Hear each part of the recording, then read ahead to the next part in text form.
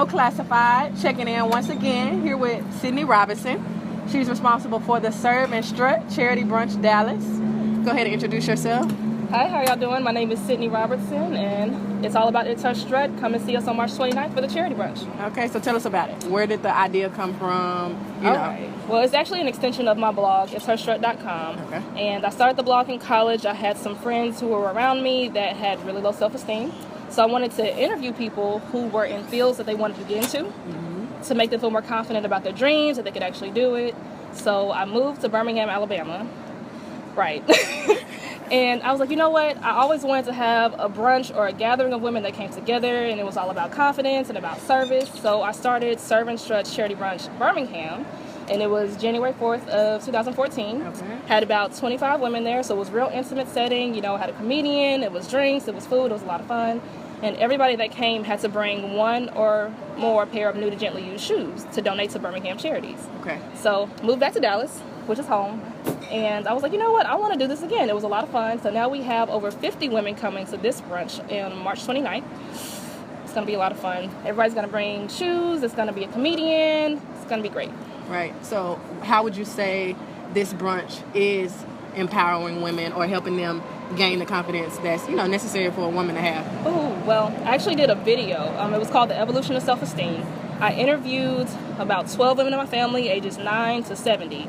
And it was all about the process of how they found themselves, over the course of their lives. And from my niece, who was 9 at the time, she would say, well, I'm afraid of bugs, I'm afraid of snakes. Right. But then you have my mother, who is in her 60s, and she's thinking, oh, well, I'm afraid that I won't be able to complete my dreams. And it was all about saying, well, I have some woman who's next to me who might have a similar strength than me, or might have a similar opportunity or weakness, and we can relate to each other and grow from each other and maybe just help each other out. So they're doing a video again this year. It's going to be totally different, but it's all about being able to relate to the woman next to you and help them grow. Definitely.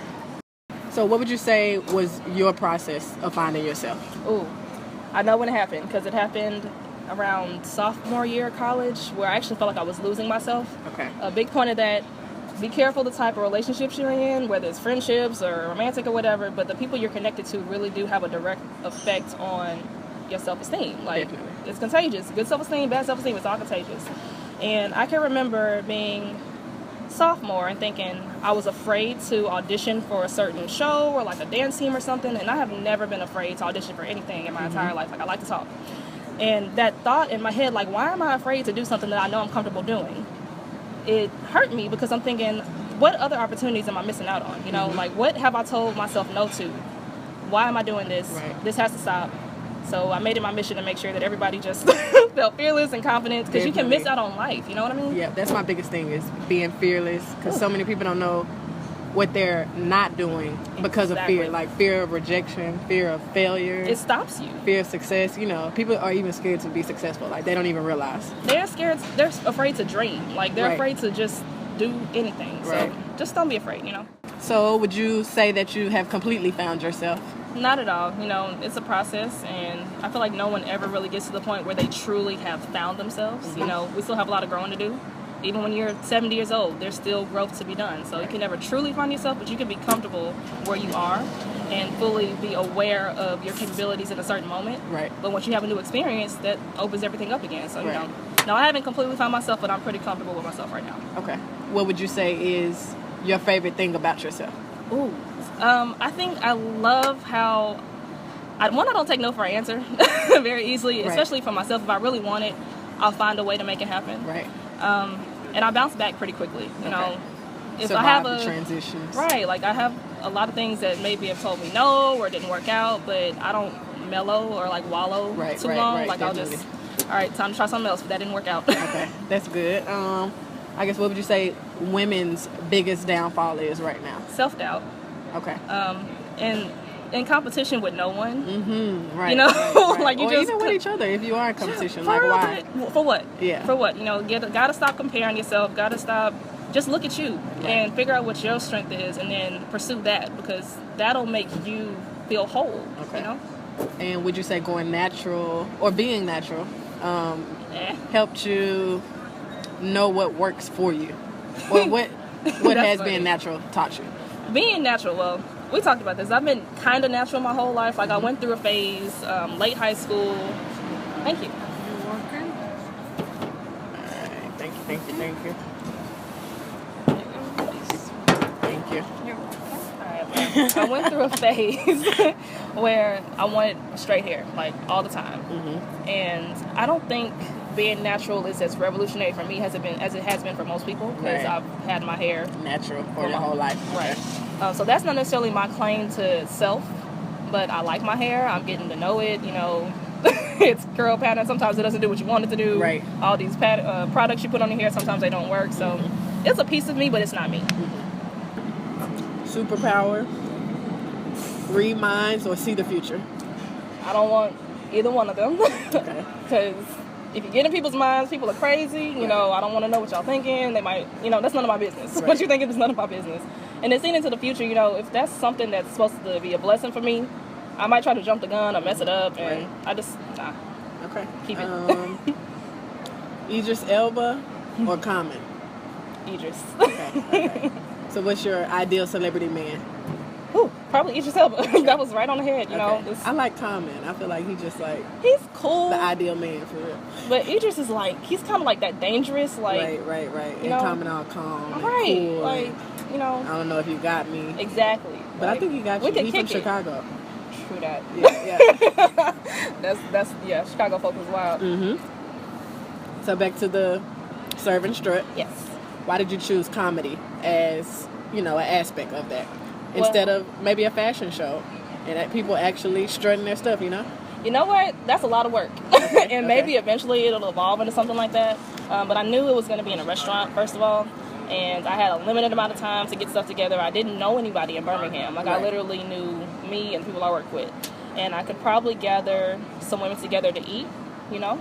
A fashion show would be awesome. That's a good idea. Right. But comedy, you know, I could have the comedian in the restaurant and keep everything very intimate and personal. Mm-hmm. And, you know, it's relief because I had a lot of sad portions in my documentary that I did about people really opening up about what they're afraid of and, like, what's holding them back. And it's really, you know, heartfelt. Right. So you need some comedic relief after that. If you're talking about opening your soul to people you don't know on camera, you want somebody to be able to pick your spirits up. So Definitely. Okay.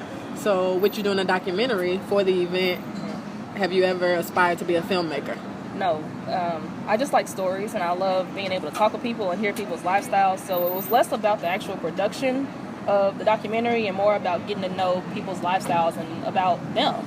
So I would love to be able to do that like what I do with my family, say with your family. You know, I interview your mom, your aunt, your cousins, your sisters, your nieces, whatever have you. Right. And then compare lifestyles and experiences and realize, okay, what can we really gather from these two different families? Right. What's similar? What's different? How can we grow? What are we doing right? What are we doing wrong? You know, just bring it together. Definitely.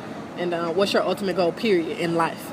In life? Well, I want to write a children's book. I know that's kind of random, but that's a life goal.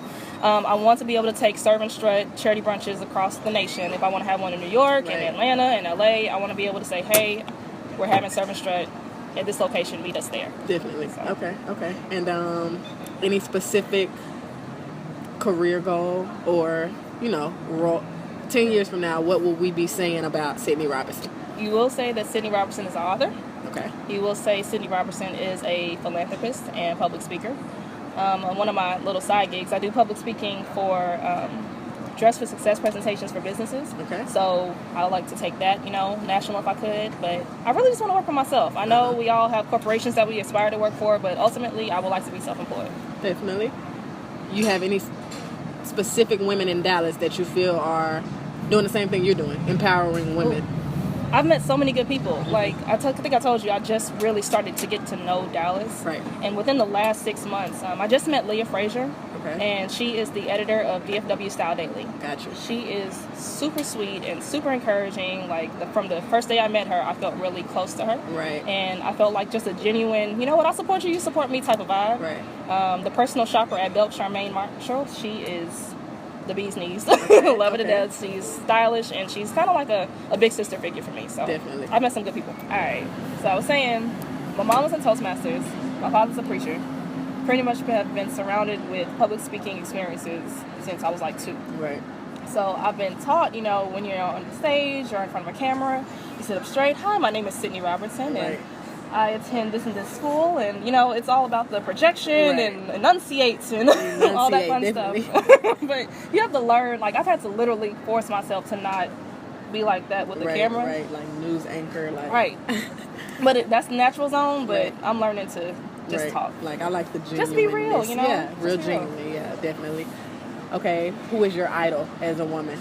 My mama. Okay. Like, why is that? I know that's cheesy, but Not it takes a lot of strength to be her. And I actually didn't realize that until I graduated from college. And I thought about this woman was in school while I was in school, had a full-time job, like was raising me and my sister. In college? While you were in college? No, this was when I was little. Okay. I didn't realize how much she did for me until I graduated. But my sister was in college, and I was in elementary, middle school. And this woman got a whole master's degree and had a full-time job, and I feel like I didn't miss out on anything in my childhood. How does that happen? Right. You know, that doesn't happen unless you have some serious strength and focus and determination. So. Definitely. Yeah. Okay, and commercial modeling, tell us about that. How did you get into it? What do you hope to do with it? Okay. You know. That's a part of that whole fearless confidence thing, because I went to an audition for Klutz. It's a local commercial agency in Dallas, and it said you have to be this and this height to even attend the audition. I was like, you know what, whatever, I'm gonna go anyway. Right. You know, I'm gonna go anyway.